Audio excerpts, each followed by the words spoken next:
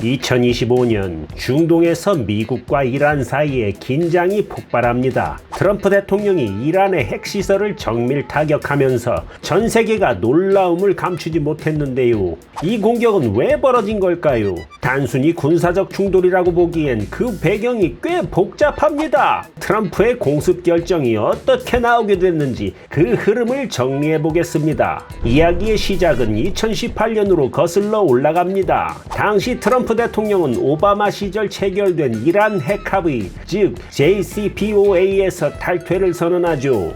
이란은 거짓말을 해왔습니다. 이 협상은 미국 역사상 최악의 합의입니다. 지금 이 순간부터 미국은 JCPOA에서 탈퇴할 거예요. 이 조치 이후 이란은 점차 핵합의 조건을 파기하게 되고 고농축 우라늄을 다시 축적하기 시작합니다. 국제원자력기구는 이란이 핵무기급 농도에 근접했다고 경고합니다. 이때부터 미국과 이란의 관계는 사실상 비공식 전쟁 상태로 전환된 셈입니다. 2023년부터는 이란의 핵 개발 속도가 눈에 띄게 빨라지게 되는데요. 보도에 따르면 이란은 핵무기급 우라늄 농축을 대량 보유했고 실제 무기화를 위한 기술적 준비도 상당히 진척된 것으로 분석됩니다. 라파엘 그로시 IAEA 사무총장이 2024년 6월 이란은 지금 군사적 수준에 거의 도달했습니다. 우리는 이걸 심각하게 우려하는 중이에요.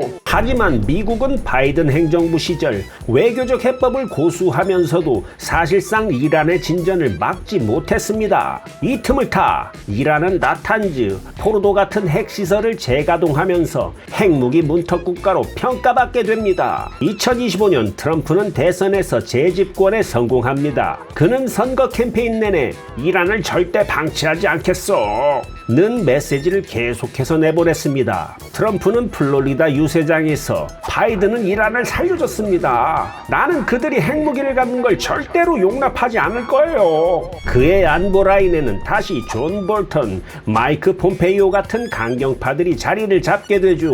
그리고 이들과 이스라엘의 전략적 공조가 수면 위로 드러납니다. 2025년 3월 이스라엘은 시리아 내의 친이란 기지를 공격했고 이란은 드론과 미사일로 보복했습니다. 이후 이란이 호르무즈 해협 봉쇄를 시사하면서 미국은 결단을 내리게 됩니다. 미국 정보기관은 이란의 핵무장 시점을 3개월 이내로 판단합니다. 이에 따라 백악관 국가안보회의에서는 이란의 핵시설에 대한 정밀 타격 작전을 검토합니다. 익명의 미국 국방부 고위 관계자는 인터뷰에서 우리가 지금 당장 행동하지 않으면 6개월 안에 핵무기를 가진 이란과 마주해야 한다고 판단했어요. 트럼프는 군 수뇌부와 회의를 거친 뒤 제한적 공습을 승인합니다. 공격 대상은 이란 나탄즈와 포르도, 아라크 인근 핵 관련 시설들로 지정됩니다. 공습은 테스트 폭격기와 드론을 동원해 정밀 타격 방식으로 실행됐습니다. 공식 발표 전까지 미국 언론조차도 전혀 감지하지 못한 고도의 비밀 작전이었죠.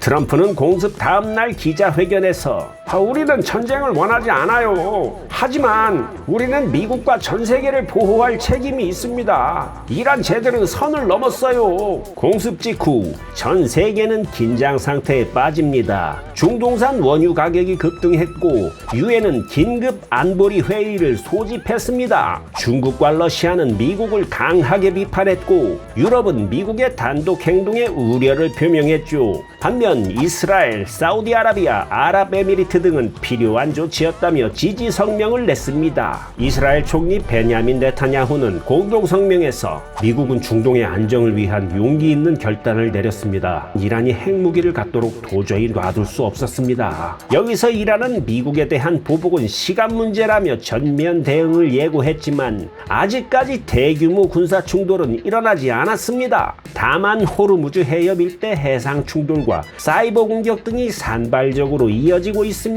이번 공습을 단순한 군사 행동으로 보긴 어렵습니다. 트럼프 행정부는 이란의 핵무장을 억제하면서도 동시에 국제사회의 강경 이미지를 각인시키려는 의도가 있었던 것으로 보입니다. 미국 전략국제문제연구소 중동 담당자는 트럼프는 외교보다는 힘의 과실을 선택했습니다. 특히 선거 후 초기 국면에서의 대외 강경책은 전형적인 트럼프 스타일이에요.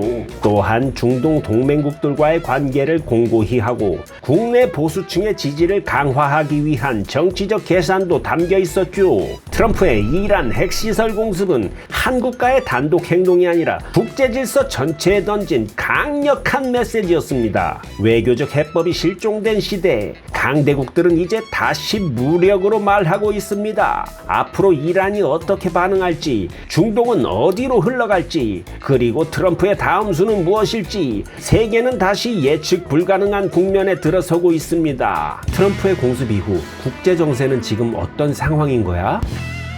가장 먼저 눈에 띄는 건 중동 지역의 군사적 불안정입니다. 공습 이후 이란은 즉각 보복을 선언했지만 아직까지는 대규모 전면전으로 이어지진 않았습니다. 대신 드론과 미사일을 이용한 국지적 도발이 간헐적으로 이어지고 있고 사이버 공격과 해상 봉쇄 시도도 병행되고 있습니다. 특히 호르무즈 해협 주변에선 이란 혁명 수비대의 움직임이 매우 활발한 상황입니다. 이 지역은 전 세계 원유 수송량의 20% 이상이 지나가는 곳이라 미국은 항공모함 전단을 추가 배치하면서 긴장을 관리하고 있습니다. 트럼프 행정부는 공습 이후 유엔 안보리에서 강한 반발을 받았고 중국과 러시아는 미국을 비난하는 공동 성명을 발표했습니다. 중국은 이번 사태를 일방적 폭력이라 표현했고 러시아는 중동 안정성을 해치는 무모한 행위라고 평가했습니다. 반면 이스라엘과 걸프 국가들, 예를 들어 사우디아라비아, 아랍에미리트, 바레인은 미국의 조치를 필연적인 대응으로 간주하고 지지하고 있습니다. 미국은 더 큰 전쟁을 막기 위해 움직인 거예요. 이란의 핵무기를 허용할 수는 없잖아요. 한편 유럽 국가들은 미묘하게 균형을 잡고 있습니다. 공습 자체에는 반대 입장을 밝혔지만 동시에 이란의 핵 개발도 용납할 수 없다는 입장입니다. 프랑스, 독일, 영국은 외교적 중재안을 제시했지만 현재 이란과 미국 모두 대화에 응할 기미는 보이지 않고 있습니다. 미국 내부에선 공습을 둘러싼 평가가 엇갈리고 있습니다. 공화당에서는 강한 미국의 귀환이라며 환영하는 반면 민주당은 국제법 무시와 외교 실패를 비판하고 있습니다. 이란은 이번 공습에 대해 주권에 대한 명백한 침해라고 주장하면서 보복의 정당성을 국제사회에 알리고 있습니다. 하지만 동시에 직접적인 전면전은 피하고 있는 분위기죠. 이는 미국의 군사력에 대한 현실적인 고려이기 때문이기도 하고 내부 정치의 불안정도 작용하고 있는 것으로 보입니다. 마무리하겠습니다. 핵심은 단 하나입니다. 이란이 다음에 어떤 수를 둘 것인지, 그리고 미국은 이란의 반응을 어디까지 허용할 것인지, 이 둘의 전략이 맞물리는 순간 국제 질서는 다시 한번 흔들릴 수밖에 없습니다. 여러분의 생각이 궁금합니다. 댓글 남겨주세요.